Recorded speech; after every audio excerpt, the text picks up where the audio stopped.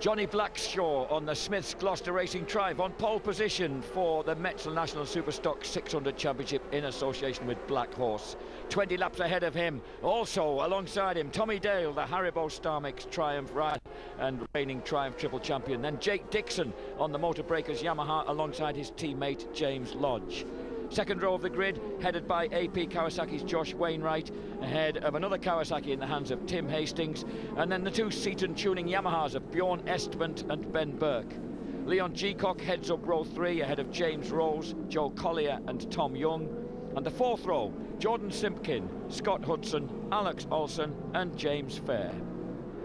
The Metzel National Superstock 600 Championship takes off without Johnny Blackshaw and the Smiths Gloucester Triumph on pole position, and the front row, 3 men on the front row, go for the brave plunge down Paddock Hill Bend in absolutely treacherous conditions and persistent rain. Up Halewood Hill, Josh Wainwright has needled his way through into 4th place as they drop into Druids Hill Bend, and these guys have got to be so careful. Yeah, they've got to rein in their teenage enthusiasm somehow, because this is going to be a very testing 20 laps of the Brands Hatch Indy circuit. Yeah, I feel sorry for these lads, Jack. They're all keen. There's one up out of the seat there. He's such treacherous conditions. A lot of oil spilled yesterday. The detergent's gone down to clear that up, but that in itself makes the track a little bit slippy. It's very unpredictable. We've seen a lot of odds this morning in one already. You said, James, you thought that the Triumphs would do well, and it's a Vancraft Triumph of young Joe Collier who's got those poached pole position, and he's coming round in the lead at the end of lap 1. They all... Oh, we've got to fall straight up. Already, yeah, and that's... Yeah. 27's gone down, and that's Bjorn Estman, the Johannesburg boy on the Seaton tuning Yamaha. Yep. So South Africa. I bet it'll completely spin out. Watch. Yeah, that's. Do you know what? 2 things happening there. The track's very slippy, but also the track drops away. So when it drops away there in the way, it doesn't tend to grip again. So as they drop down the hill now from down Druids Hill Bend, brave move on the inside by. Well, I think that was number 5, Wainwright, who tried the plunge down the hill, but I could well be wrong. In fact, I'm wrong on every score, because the man at the front at the moment is number 28, Rose, has pushed his way to the front. So it's number 28, James Rose from Doncaster on the Motor Breakers Yamaha, is in pole position. Behind him, we got the number 55 bike of Leon Jeacock. Jeacock came off the 4th row of the grid. Jeacock number 55 riding the BMC Racing.co.uk LJR Race Products Yamaha R6. He comes from Nuneaton. And these are conditions, Jack, that just suit somebody who can get a little bit of feel, who's really smooth, you're going to stay off the white lines and just try and get a feel for how much grip you've got. It's all about that. Here we go. These overtaking manoeuvres could get scary. Inside, trying to look up the inside on his Kawasaki. And just ahead of him, I think, is James Lodge, number 29, the former 125 GP British champion. Ahead of them, we've got Rose, Dixon, Jake Dixon, who came off the front row of the grid on the Motor Breakers Yamaha, teammate of James Lodge. Leon Jeacock, they are the guys at the front. Here's Lodge, number 29. He's running in 4th place, just ahead of Wainwright from Thamesmead on the AP Kawasaki. And we've got another that's one of the Haribo Star Mix bikes that's gone down, and that looks in a bit of a state down there. Yep, so much is it at the bottom of Graham Hill Bend? It might have slid off down. It has gone into the tyres, and that's knocked the clocks off it. That's had a whack as that, and we saw 3 or 4 people off in one this morning there. How's it got down there, James, and into the barriers? He's lost it on the brakes just as you sit up, hit the brakes, and that sort of sends you into you just glance the bales there.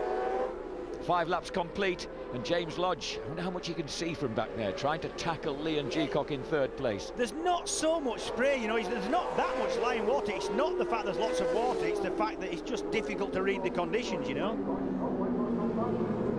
You kind of on tenterhooks as they dip into Druids, and down here as well. Oh, a move though from Dixon, almost having a dive for the inside line there underneath teammate James Rose. So, and a little warning there, Jake. Yeah, and you know, there's no lean angle as such. They've all got wets on. They should have everything they need, but there's just no feel whatsoever coming from those tyres.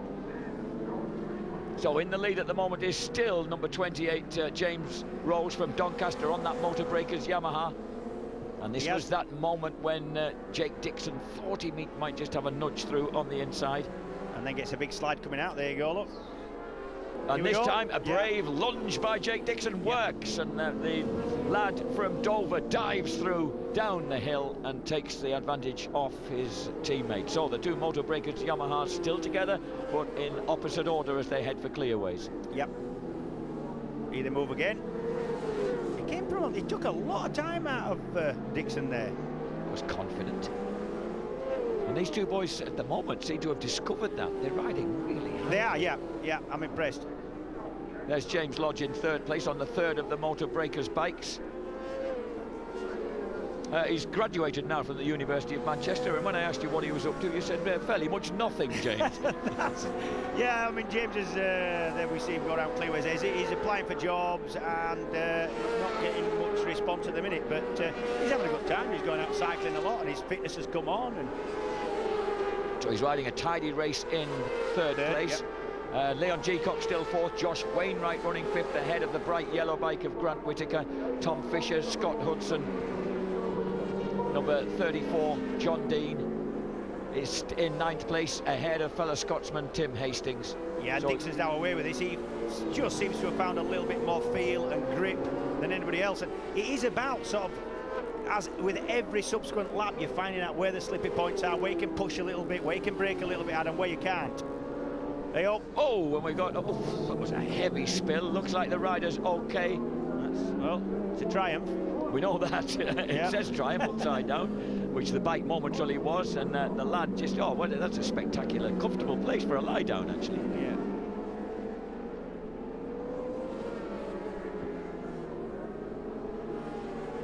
And it might have been, it's certainly not a Haribo Star Mix bike, it wasn't Alex Olsen, but it was certainly a heavy spill for whoever chose to drop there at the top of Druids Hill. Pretty slippy on the entrance. Dixon still leads the way from Rose and Lodge. Dixon sets another fastest lap of 56.792. I hope he's not following your theory of just go quicker and quicker until you lob yourself to the marshals, but he looks comfortable. I reckon that was Joe Collier, because he's gone off the... It's definitely Joe Collier, I think, that one who went down. So Joe Collier then crashes out. Bike number 11, I thought that was number 11, yes, on the Van Craft Triumph. The Colville boy goes down. Johnny Blackshaw should have started on pole position, and he's now appeared in 15th place in the points. So someone else is off in the background. There's number 4 on the Smiths of Gloucester Triumph. I figure he must have started from pit lane. We couldn't see him from where we were, but already into the points then. So the 19-year-old Newcastle University Business Studies student making great progress ahead of his former teammate Alex Olsen. I think that's number 54's gone down. Tom Young has crashed out of 11th place. Dixon still leads it now by 2.6 seconds. So the damaged bikes begin to pile up on the grassy hillside. It looks like a car park. It's the Moto Breakers yard, but none of their bikes have joined it yet. No. They're running 1, 2, 3. Dixon, Rose Lodge, Jeacock 4th, Wainwright in 5th place. He's your leader, I think. Looking very, very comfortable, and already, of course, on the very short, snappy Brands Hatch Indy circuit, will begin to pick up lap riders. Rose number 28 now as they cross another fastest lap for Jake Dixon, 56.731. Rose now 4 seconds adrift with a 58.2. Just being closed in a little by James Lodge, who pulled in a 57.9 on that lap. Wainwright 4th, Jeacock 5th. You would expect the riders to go quicker and quicker and quicker, just incrementally, just as they find a little bit more grip and a little bit more feel. We've got a move at the top of the hill. That looked like Dean on Fisher, I think, at the top of the hill. As we drop down, there's Grant Whitaker. 79. Number 45, Fisher. In fact, it was Fisher and Dean have been swapping places with each other, and Fisher has just retaken that place. Jeacock, number 55, in fact, is the man who's going backwards at the moment. Leon Jeacock slipping back, I think, down the field. May have had a moment coming round Paddock Hill Bend and up towards Druids. He's had a moment somewhere, because he was a second slower than the riders around him there. He's done something. Lap 13, Dixon, Rose, Lodge lead the way at the front. They've crossed the line ahead of this gang. We've got another faller, and someone looking thoroughly disenchanted. And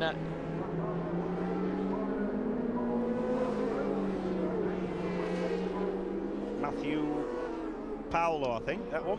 Oh dear. Legs 38. That was number 38 yep, who went down. Neil Campbell, and his leg ain't going to save him at that. So Campbell drops out and looks suitably dismayed with himself. And through our misty lens, we catch a distant glimpse of the leader coming round clearways on the Clark curve onto the main straight to complete his 14th lap. Well, I did tell you there'd be a fair attrition rate there, Jack. They did, but so far they've done it fairly safely. Yeah, they have, yeah. Everybody's got up and the leaders are still in there. Jake Dixon, such an impressive ride. Yeah, it is. Just staying on your back's quite impressive. Yeah. But he's so far not a wheel out of line. This is the battle going on between Wainwright, Fisher, Whitaker. Yep. As they cross the line, Whitaker actually got the better of Fisher as they crossed the line there.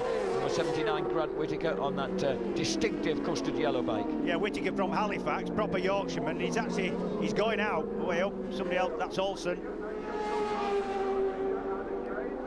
So it looks like we may have lost the second of the Haribo Star Mix bikes. Plenty of accident damage for the people who drop off the bag full of sweets to us every week.